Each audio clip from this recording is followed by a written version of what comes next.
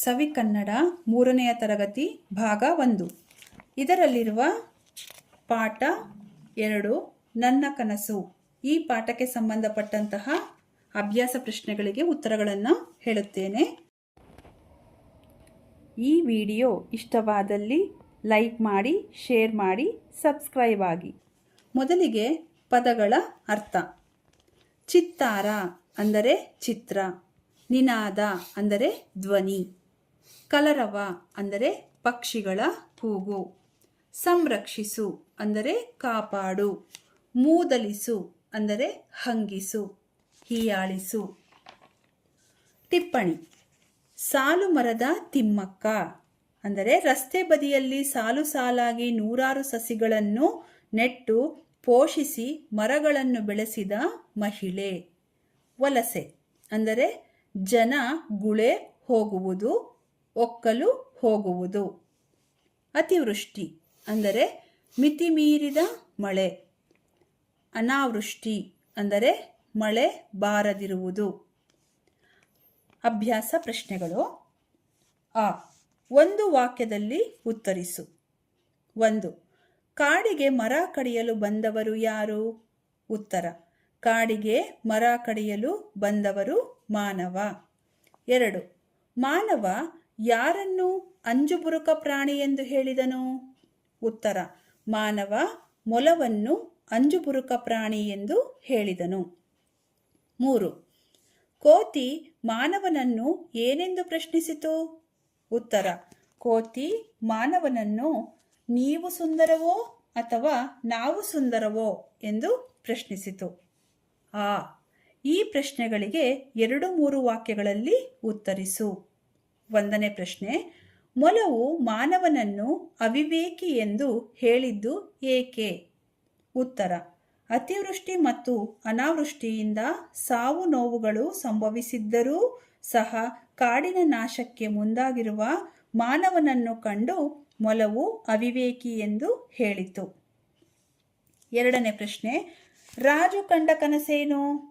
ಉತ್ತರ: ಕಾಡಿನಲ್ಲಿ ಪ್ರಾಣಿಗಳೆಲ್ಲ ಸೇರಿ ಮರ ಕಡಿಯಲು ಹೋದ ಮನುಷ್ಯನ ಮನ ಪರಿವರ್ತನೆ ಮಾಡಿದ ಹಾಗೆ ರಾಜು ಕನಸನ್ನು ಕಂಡನು. 3ನೇ ಪ್ರಶ್ನೆ. ಮಾನವನ ಸವಾಲಿಗೆ ಕಾಗೆಯ ಉತ್ತರವೇನು? ಉತ್ತರ: ಗೀಜಗನ ಗೂಡು, ಜೇನುಗೂಡು, ಗೆದ್ದಲು ಹುಳು ಕಟ್ಟುವ ಹುತ್ತಗಳು ಎಷ್ಟು ಸುಂದರ ಮತ್ತು ಸುರಕ್ಷಿತ. ಕಸದಿಂದ ಮಾಡಿರುವ ನಮ್ಮ ಸಾಧನೆಯ ಮುಂದೆ ಪ್ರಕೃತಿಯ ನಾಶದ ನಿಮ್ಮ ಸಾಧನೆ ಶೂನ್ಯ ಎಂದು ಮಾನವನ ಸವಾಲಿಗೆ ಕಾಗೆ ಉತ್ತರಿಸಿತು. ಈ ವಾಕ್ಯಗಳನ್ನು ಯಾರು ಯಾರಿಗೆ ಹೇಳಿದರು? ಬರೆ. 1. ಸಾಲು ಮರದ ತಿಮ್ಮಕ್ಕನನ್ನು ನೋಡಿ ಕಲಿ. ಯಾರು ಹೇಳಿದರು? ಈ ವಾಕ್ಯವನ್ನು ಮರವು ಹೇಳಿತು. ಯಾರಿಗೆ ಹೇಳಿದರು? ಮಾನವನಿಗೆ ಹೇಳಿತು. 2. ನಾವು ಪ್ರಾಣಿಗಳಿಂದ ಕಲಿಯೋದು ಬಹಳಷ್ಟಿದೆ. ಯಾರು ಹೇಳಿದರು? ಈ ವಾಕ್ಯವನ್ನು ರಾಜುವಿನ ಅಮ್ಮ ಹೇಳಿದರು. ಯಾರಿಗೆ ಹೇಳಿದರು? ರಾಜುವಿಗೆ ಹೇಳಿದರು. ಆ ಪಟ್ಟಿಯಲ್ಲಿನ ಪ್ರಾಣಿ ಪಕ್ಷಿಗಳನ್ನು ಬಾ ಪಟ್ಟಿಯಲ್ಲಿನ ಅವುಗಳ ವಿಶೇಷತೆಗಳ ಜೊತೆ ಹೊಂದಿಸಿ ಬರೆ. 1. ಕೋಗಿಲೆ. ಇದಕ್ಕೆ ಉತ್ತರ ಕ, ಇಂಪಾದ ಧ್ವನಿ. 2. ಜಿಂಕೆ. ಇದಕ್ಕೆ ಉತ್ತರ ಅ, ಸುಂದರವಾದ ಕಣ್ಣು. 3. ನವಿಲು. ಇದಕ್ಕೆ ಉತ್ತರ ಬ, ಆಕರ್ಷಕ ನಡಿಗೆ. ವಿರುದ್ಧಾರ್ಥಕ ಪದ ಬರೆ. 1. ಅಂಜುಬುರುಕ. ಉತ್ತರ ಧೈರ್ಯವಂತ. 2. ಮೊದಲು. ಉತ್ತರ ಕೊನೆ. 3. ಉಳಿವು. ಉತ್ತರ ಅಳಿವು. 4. ಅತಿವೃಷ್ಟಿ. ಉತ್ತರ ಅನಾವೃಷ್ಟಿ. ಚಿತ್ರ ನೋಡಿ ನಿನ್ನ ಅನಿಸಿಕೆ ಬರೆ. ಈ ಚಿತ್ರವನ್ನು ನೋಡಿ ನಿನಗೆ ಅನಿಸಿದಂತಹ ಅನಿಸಿಕೆಯನ್ನು ಬರೆಯಬೇಕು.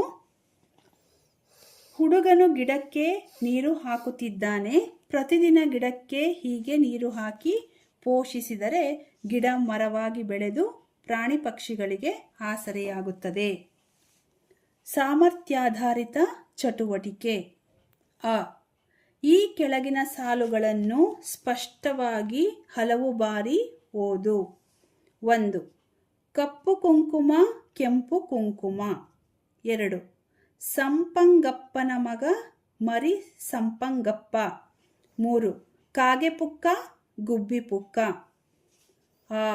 ಈ ಪದಗಳನ್ನು ಸ್ಪಷ್ಟವಾಗಿ ಓದಿ ನೀಡಿರುವ ಖಾಲಿ ಜಾಗದಲ್ಲಿ ಶುದ್ಧವಾಗಿ ಬರೆ.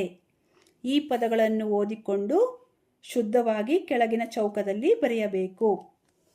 ಮುಗಿಲೆತ್ತರ, ಪ್ರತಿಧ್ವನಿ, ನಿಮಿರು, ಭಯಮಿಶ್ರಿತ, ಅತಿವೃಷ್ಟಿ, ಮನ ಪರಿವರ್ತನೆ, ಉತ್ಪಾದಿಸು, ತೋರ್ಪಡಿಸು, ಅನಾವೃಷ್ಟಿ, ಸೌಂದರ್ಯ. ಈ. ನಿನಗೆ ಗೊತ್ತಿರುವ ಕಥೆಗಳಲ್ಲಿ ಒಂದನ್ನು ಸರಿಯಾದ ಸ್ವರಭಾರ ಮತ್ತು ಅಭಿನಯದ ಮೂಲಕ ಗೆಳೆಯರಿಗೆ ಹೇಳು. 1. ಬಾಯಾರಿದ ಕಾಗೆ ಹೂಜಿಯಿಂದ ನೀರು ಕುಡಿದ ಕತೆ. 2. ಕೈಗೆಟುಕದ ದ್ರಾಕ್ಷಿಯನ್ನು ನರಿ ಹುಳಿಯೆಂದು ಬಿಟ್ಟು ಹೋದ ಕತೆ. 3. ಸಿಂಹವನ್ನು ಕಾಪಾಡಿದ ಇಲಿಯ ಕತೆ. ಭಾಷಾ ಚಟುವಟಿಕೆ. ಅ. ಕೊಟ್ಟಿರುವ ಪದಗಳನ್ನು ಓದಿ ಧ್ವನಿ ಮತ್ತು ಅರ್ಥ ವ್ಯತ್ಯಾಸ ಗಮನಿಸು. 1. ಅರಸು. 2. ಹರಸು. ಅರಸು ಅಂದರೆ ಹುಡುಕೋದು. ಹರಸು ಅಂದರೆ ಆರೈಸೋದು, ಆಶೀರ್ವದಿಸುವುದು. 2. ಅಲ್ಲಿ, ಹಲ್ಲಿ. ಅಲ್ಲಿ ಅಂದರೆ ದೂರ ಇರುವಂಥ ವಸ್ತುವನ್ನು ಅಲ್ಲಿದೆ ಅಂತ ಗುರುತಿಸುವುದು. ಹಲ್ಲಿ ಅಂದರೆ ಮನೆಯಲ್ಲಿ ಗೋಡೆಯ ಮೇಲೆ ಇರುವಂತಹ ಕೀಟ. 3. ಉಳಿ. ಹುಳಿ. ಉಳಿ ಅಂದರೆ ಉಳಿಯೋದು. ಇನ್ನೊಂದು ಹುಳಿ ಅಂದರೆ ಪದಾರ್ಥಗಳಲ್ಲಿ ಇರುವಂಥ ಒಂದು ರುಚಿ. ಚಟುವಟಿಕೆ. 1. ಈ ಪಾಠವನ್ನು ಶಿಕ್ಷಕರ ಸಹಾಯ ಮಾರ್ಗದರ್ಶನದೊಂದಿಗೆ ನಾಟಕ ರೂಪದಲ್ಲಿ ಅಭಿನಯಿಸು. 2. ವಿವಿಧ ಪ್ರಾಣಿ ಪಕ್ಷಿಗಳ ಧ್ವನಿಯನ್ನು ಅನುಕರಣೆ ಮಾಡುವುದನ್ನು ಕಲಿ. 3. ನಿನಗೆ ತಿಳಿದಿರುವ ಪ್ರಾಣಿ ಪಕ್ಷಿಗಳ ಚಿತ್ರಗಳನ್ನು ಈ ಕೆಳಗೆ ಕೊಟ್ಟಿರುವ ಜಾಗದಲ್ಲಿ ಅಂಟಿಸು. ಪ್ರಾಣಿ ಚಿತ್ರಗಳು ಅಳಿಲು, ಬೆಕ್ಕು, ಹುಲಿ, ಆನೆ. ನಿಮಗೆ ಯಾವ ಚಿತ್ರಗಳು ಸಿಗುತ್ತದೋ ಆ ಚಿತ್ರಗಳನ್ನು ಇಲ್ಲಿ ಅಂಟಿಸಿ ಮಕ್ಕಳೇ. ಪಕ್ಷಿ ಚಿತ್ರಗಳು ಪಾರಿವಾಳ, ಗುಬ್ಬಿ, ಗಿಳಿ, ನವಿಲು.